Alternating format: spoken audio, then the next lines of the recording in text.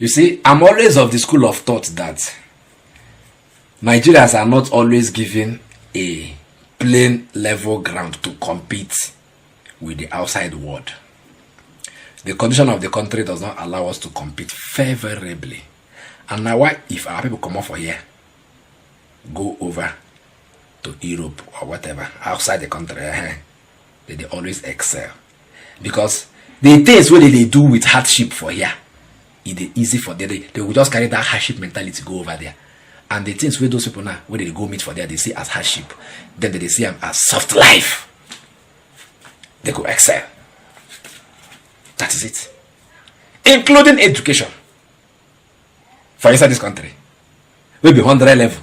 They go back like 5,000 people inside one hall. Where highest you go carry na 500. Some go sit down outside. They for window. They collect lecture. And they are expected to pass that course.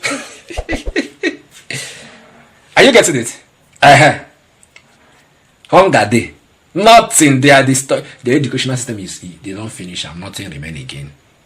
So say you pass or even get first class. Now you teach yourself, will not be lecturer teach you anything.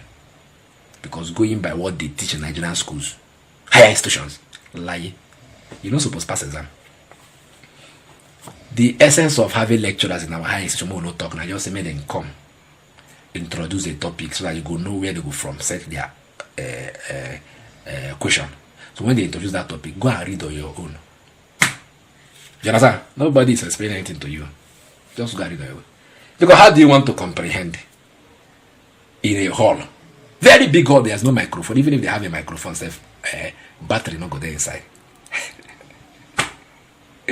These are the conditions that we find ourselves, and we still excel. Then you can't carry that kind of condition, travel outside. You go bank first class. Ta! You got bank first class. Peter Obi was talking to some students recently, and he was able to share his experience and why Nigerians are, suffering. You understand? Because we don't have any level playing ground. You understand? To compete favorably with the outside world. Why come like say us waiting for this side? We don't know anything. Are you getting the point? You go start speak to be take break them down. Tell them say Nigerian government they try. Tell them as he take experience education here in Nigeria, as he go over there experience and he can favorably tell you or comfortably tell you that look, our people, we get them. Not just say government. No one give us that enabling environment to excel. We cannot talk too much. We cannot hear people to be the talk. All the blame must go on government now. Cannot be government. Government that has refused to invest in its people. The highest investment anybody can do is human capital investment. I be human capital investment. You understand? You get as it talk. I say human capital index. Saying that they use change the development of the people. When you break it down, healthcare, education, and pulling people out of poverty. This has always been his message. I remember not also when I help me listen to Peter Obi. Come to the comment section and then tell me what you feel like. Now there with the dialogue now. Listen to the wise man. I give you Peter, Gregory, Wotoporously, Obi one name. Watch. Somebody asked me a question this morning. When I came in here, they put a seat in front of these young people. You must have seen the big seat here. That was when I came in here.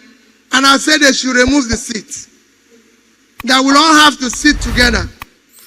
And one of your students asked me, why did I want that seat removed? First he said, this seat we are sitting is not strong enough. I said, but you're sitting on it. If he can carry you, will carry me. I said, so why do you have to give up that your luxury seat and sit with us? And I said, it's just to show you that we are all the same.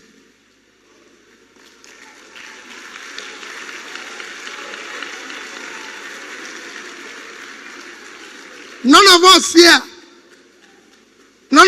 here, including our dear father in faith, eat different food. It doesn't eat from different place.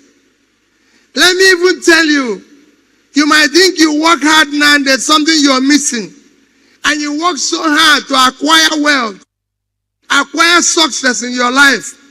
Shockingly, when you acquire success in life, is when the doctors tell you not to eat anything again. All those things you aspire to eat, if you say this, they say, oh, it's not good. This one is not good. This one is not good. You find yourself returning to eating grass. Because that's the only thing that is good for your health.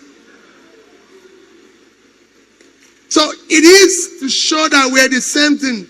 Is this demarcation we have in our society that is affecting us today? Where somebody thinks because he's elected a governor or House of Assembly member, and wrongly they call him His Excellency, he now becomes a lord unto himself. Let me tell you, you know what His Excellency means? You asked young people, when you get your mark, you see good, best, excellent. Am I right? Excellence means an exemplary life you can live. And if you say it, I can tell you categorically, you can write it down, say so. There's nobody who is qualified to be called excellence here. It's an exemplary life. And that is what you are aspiring to be. To be excellent is to make sure you do the right things. You care for the society. You care for this. A Rise interviewer asked me now, what do you think about the education? Can government do more to educate people? I said, no. Education is not a social welfare. Education is not an expense. It's an investment. You wouldn't know how your parents feel today having invested in you. That's how Nigeria would have felt if we have invested in education. Investing in you is critical. Our country today is underdeveloped because we have not invested in education. The more a country invests in education, the more developed the country is. We have not invested, we are not developed. Because of it, we're not doing well. The measure of development is what they call Human Development Index. And three things.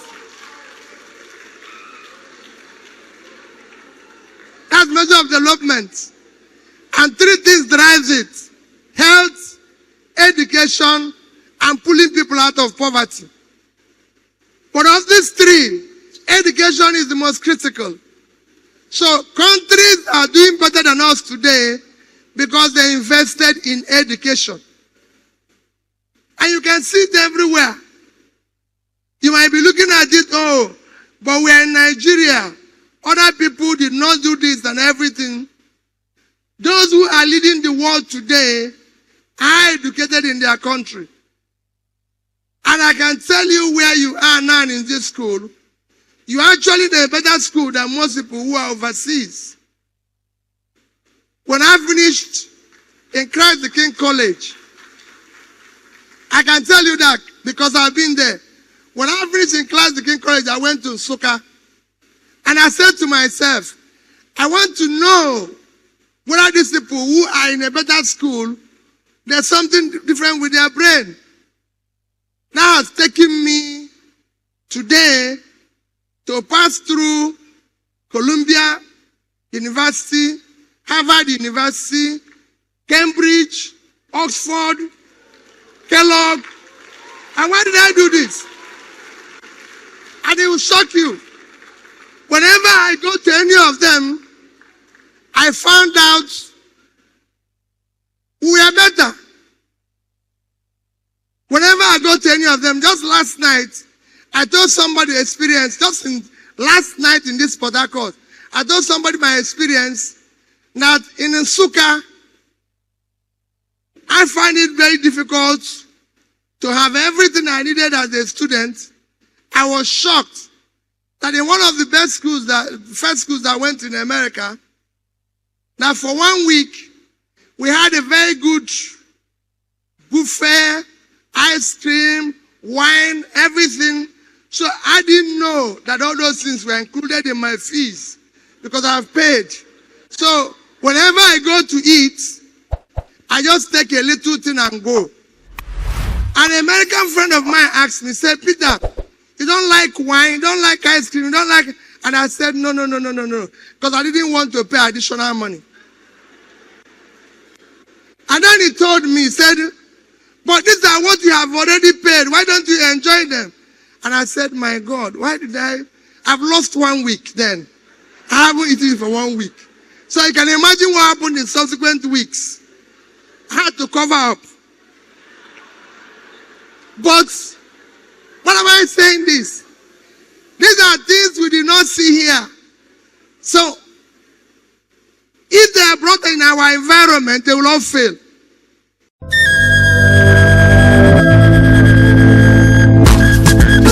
For centuries, the Ijele has been a revered masquerade in Igboland, a predominant tribe in southern Nigeria. The Ijele is a grand spectacle that commands respect, awe, and celebration. Today, Innoson Vehicles brings you the Ijele in a new form. A majestic, robust, and monolithic pickup truck designed to leave an indelible mark in the annals of automotive history.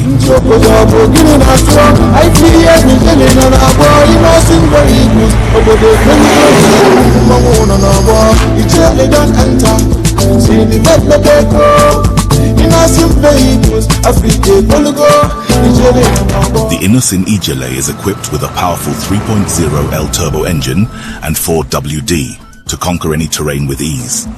Make way for the Innoson Ijele, Innoson Vehicle, the pride of African roads.